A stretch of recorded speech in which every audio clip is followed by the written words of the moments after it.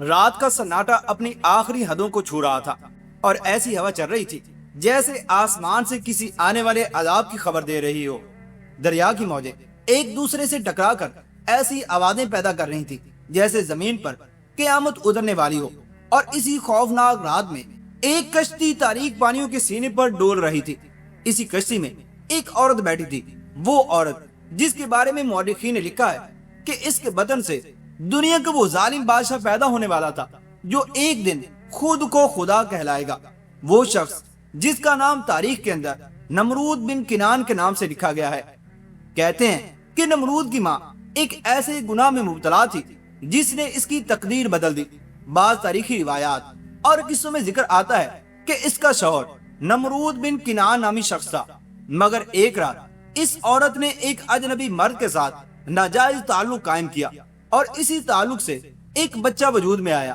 چنانچہ نمرود کی ماں اپنے دل میں خوف لیے کشتی میں بیٹھی تھی۔ آسمان پر کالے بادل جمع ہو چکے تھے، دریا کی لہریں بلند ہو رہی تھی اور کشتی میں موجود لوگ بار بار آسمان کی طرف دیکھتے اور پھر پانی کی طرف، جیسے انہیں کسی مصیبت کے آنے کا احساس ہو چکا ہو۔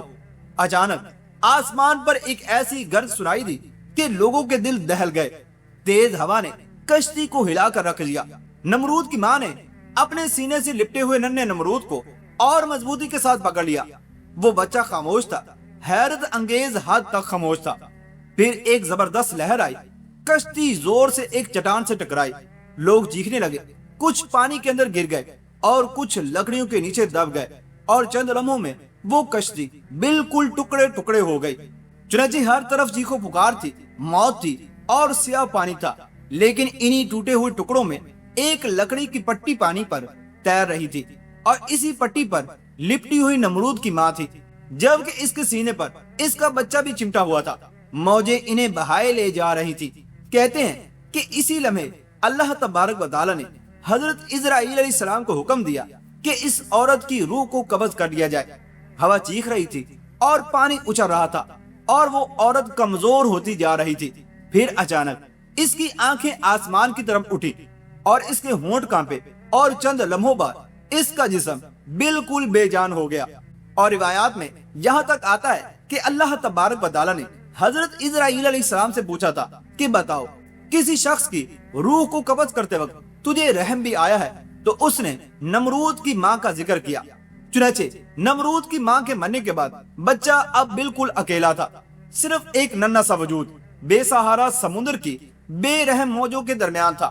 پانی اس تختی کو دھکیلتا ہوا کنارے کی طرف لے جا رہا تھا۔ چنانچہ رات گزر رہی تھی اور آسمان پر بادل آہستہ آہستہ چھٹنے لگے تھے، اور پھر وہ تختی کنارے سے جا لگی۔ چنانچہ جیسے ہی صبح کی پہلی روشنی زمین پر پھیلی تو ایک چرواہے نے دور سے بچے کی رونے کی آواز سنی۔ وہ حیران ہوا کہ ویرانے میں بچے کی آواز کہاں سے آ رہی ہے۔ چنانچہ جب وہ قریب آیا تو اس نے دیکھا کہ ایک مردہ عورت کنارے پر پڑی ہے اور اس کے پاس ایک ننھا سا بچہ رو رہا ہے۔ چرواہا اس بات سے خوف زدہ ہو گیا۔ اس نے ادھر ادھر دیکھا مگر کوئی شخص وہاں پر موجود نہ تھا۔ اور بعض روایتوں میں ذکر آتا ہے کہ اللہ تبارک و تعالی نے ایک جنگلی جانور اور بعض روایات کے مطابق ایک ہرنی کو اس بچے کے لیے مقرر کر دیا تھا، جو روز آ کر اسے دودھ پلاتی تھی۔ چرواہے نے کئی دن تک یہ عجیب منظر دیکھا۔ وہ ہرنی آتی، بچے کے قریب کھڑی ہوتی اور بچہ دودھ پیتا رہتا۔ چرواہے نے جب یہ منظر دیکھا تو وہ بھی خوف سے کانپ اٹھا۔ اسے یقین ہو گیا کہ اس بچے کے ساتھ کوئی غیر معمولی راز جڑا ہوا ہے۔ چنانچہ وقت گزرتا گیا اور وہ بچہ بڑا ہونے لگا۔ اس کی آنکھوں میں ایک عجیب غرور تھا، وہ دوسروں سے بالکل مختلف تھا۔ بچپن ہی سے وہ طاقت کو پسند کرتا، وہ چاہتا کہ ہر شخص اس کے سامنے جھکے۔ کہتے ہیں کہ جیسے جیسے نمرود بڑا ہوتا گیا اس کے اندر کا تکبر بھی بڑھتا گیا۔ وہ شکار کرتا تو درندے اس سے خوف کھاتے، وہ لشکر بناتا تو لوگ اس کے نام سے کانپتے۔ پھر ایک وقت آیا جب اس نے بابل کی سرزمین پر اپنی حکومت قائم کر لی۔ اس کے محل سونے سے سجائے گئے، اس کے دربار میں ہزاروں سپاہی کھڑے رہتے تھے، اور لوگ اسے صرف بادشاہ نہیں بلکہ خدا کہنے لگے تھے۔ نمرود کو اپنی طاقت پر اتنا غرور ہو گیا تھا کہ وہ کہتا زمین پر جو کچھ ہے سب میرا ہے۔ وہ لوگوں کو حکم دیتا کہ اس کے سامنے سجدہ کریں، جو انکار کرتا اسے قتل کر دیتا۔ لیکن اسی غرور کے درمیان ایک رات اس نے آسمان کی طرف دیکھا اور اس وقت ستارے چمک رہے تھے، اور اس کے دل کے اندر ایک خطرناک خیال پیدا ہوا کہ اگر زمین میری ہے تو پھر آسمان پر کون حکومت کرتا ہے؟ یہ سوال اس کے غرور کو جنون کے اندر بدلنے والا تھا، اور یہی وہ لمحہ تھا جہاں سے نمرود کی زندگی کا سب سے خطرناک باب شروع ہوا، وہ باب جس میں وہ اللہ تبارک و تعالی سے جنگ کرنے کا اعلان کرے گا اور پھر آسمان تک پہنچنے کی کوشش کرے گا۔ لیکن اسے معلوم نہ تھا کہ ایک دن اسی کے جسم میں داخل ہونے والا ایک معمولی سا مچھر اس کی ساری طاقت کو خاک میں ملا دے گا۔ چنانچہ رات کے اندھیرے میں باپول کے محل کی بلند دیواریں عجیب خاموشی کے اندر ڈوبی ہوئی تھی، مشعلوں کی روشنی ہوا کے جھونکوں سے کانپ رہی تھی، اور محل کے سب سے اوپر والے حصے میں سونے کے تخت پر بیٹھا ایک شخص آسمان کو گھور رہا تھا۔ وہ تھا نمرود، وہی نمرود جس نے بچپن غربت اور بے سہارگی کے اندر گزاری تھی، وہی نمرود جسے کبھی ایک تختی نے سمندر کی موجوں سے بچایا تھا، اور آج وہ پوری دنیا کا سب سے طاقتور بادشاہ بن چکا تھا۔ اس کے حکم پر لشکر حرکت کرتے تھے، اس کے اشارے پر شہر آباد یا برباد ہوتے تھے، لوگ اس کے سامنے سجدہ کرتے تھے، اور وہ خود کو صرف بادشاہ نہیں بلکہ خدا بھی کہتا تھا۔ مگر اسی رات نمرود کے دل کے اندر ایک عجیب بے چینی پیدا تھی۔ وہ بار بار آسمان کی طرف دیکھ رہا تھا اور چمکتے ہوئے ستاروں کو گھور رہا تھا، اور پھر غصے سے اپنے تخت کے بازوؤں کو پکڑ لیتا۔ آخر کار اس نے غصے میں چیخ کر کہا کہ اگر زمین پر میرا حکم چلتا ہے تو پھر آسمان پر کس کی حکومت ہے؟ چنانچہ جب درباریوں نے یہ الفاظ سنے تو پورے دربار کے اندر ایک سناٹا چھا گیا، کسی میں ہمت نہ تھی کہ جواب دے سکے۔ پھر ایک بوڑھا وزیر کانپتی ہوئی آواز کے اندر بولا، بادشاہ سلامت، لوگ کہتے ہیں کہ آسمانوں پر ایک خدا کی حکومت ہے، وہی زندگی دیتا ہے اور وہی موت دیتا ہے۔ چنانچہ یہ بات سنا تھی کہ نمرود کی آنکھیں آگ کی طرح بڑک اٹھی، وہ تخت سے اٹھا اور غرور سے بولا کہ زندگی اور موت یہ اختیار تو میرے پاس بھی ہے۔ اس نے فوراً 2 قیدیوں کو دربار میں پیش کرنے کا حکم دیا۔ جب دونوں قیدی لائے گئے تو نمرود نے ایک کی طرف اشارہ کیا اور کہا کہ اسے آزاد کر دو، اور پھر دوسرے کی طرف اشارہ کیا اور کہا کہ اسے قتل کر دو۔ سپاہیوں نے حکم پر عمل کیا۔ نمرود نے غرور سے دربار کی طرف دیکھا اور کہا کہ دیکھا، میں بھی زندگی دیتا ہوں اور موت بھی دیتا ہوں۔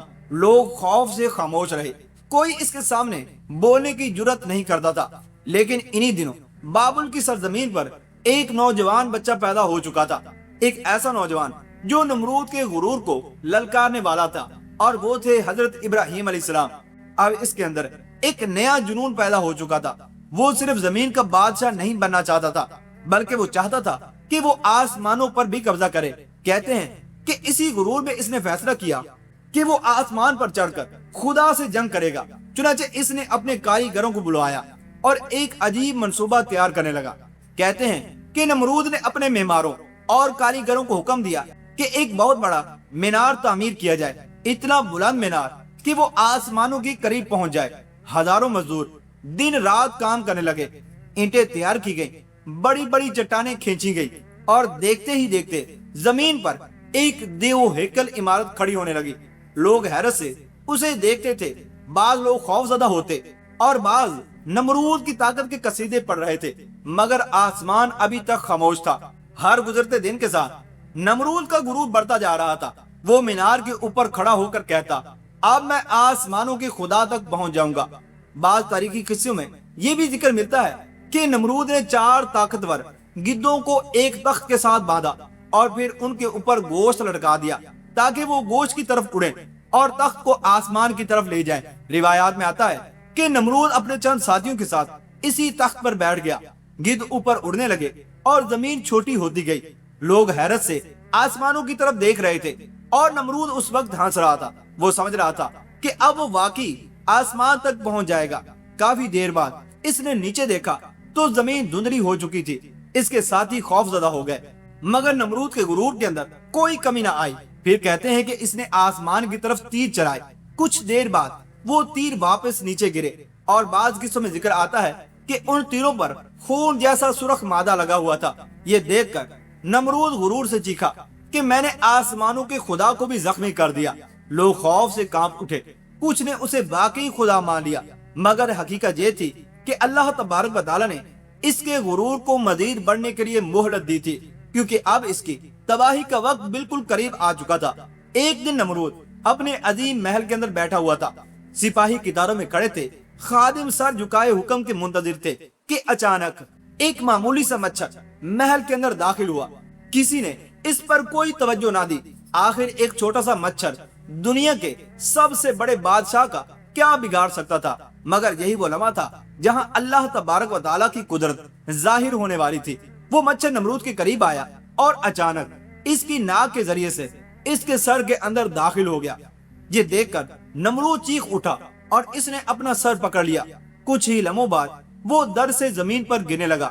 شروع میں لوگوں نے سمجھا کہ شاید کوئی معمولی تکلیف ہے، مگر درد بڑھتا گیا، اور کہتے ہیں کہ مچھر اس کے دماغ کے اندر حرکت کرتا تھا، اور جب بھی حرکت کرتا تو نمرود چیخ اٹھتا۔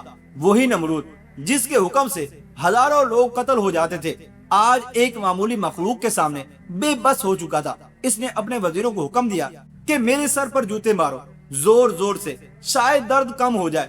چنانچہ خادم جوتوں کے ذریعے سے اس کے سر پر ضربیں لگاتے۔ کچھ لمحوں کے لیے اسے سکون ملتا اور پھر درد دوبارہ شروع ہو جاتا۔ چنانچہ دن گزرتے گئے۔ وہ عظیم بادشاہ جس نے خود کو خدا کہا تھا، اب ایک مچھر کے ہاتھوں ذلیل ہو رہا تھا، اور محل میں اس کی چیخیں گونجتی رہتی تھی۔ سپاہی خوف زدہ رہتے۔ لوگ آہستہ آہستہ سمجھنے لگے کہ یہ اللہ تبارک و تعالیٰ کا عذاب ہے۔ کہتے ہیں کہ یہ عذاب کئی دنوں تک، بلکہ بعض روایات کے مطابق کئی مہینوں تک جاری رہا، اور پھر ایک رات بابل کے محل کے اندر عجیب خاموشی چھا گئی۔ نمرود اپنے تخت کے قریب زمین پر پڑا تھا، اور اس کی آنکھوں میں خوف تھا، اور غرور بالکل ختم ہو چکا تھا، اور طاقت جواب دے چکی تھی۔ اور پھر وہ شخص جس نے آسمانوں سے جنگ کرنے کی کوشش کی تھی، ایک مچھر کے سبب مر گیا۔